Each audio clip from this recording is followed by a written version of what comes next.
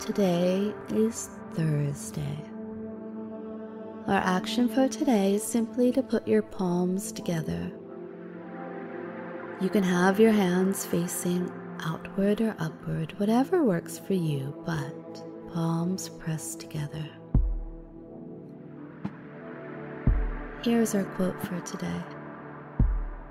It's cheesy-ish, but I love it because I love love.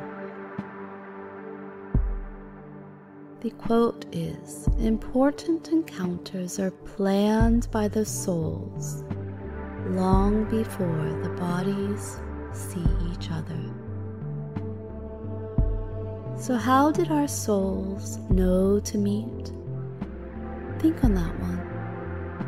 And here's a bit of poetry to further make sure your Thursday gets off to the best start.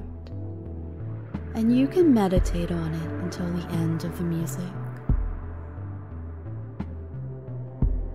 Our poem for today is, "Eat me, beat me, bite me, blow me, suck me, fuck me very slowly."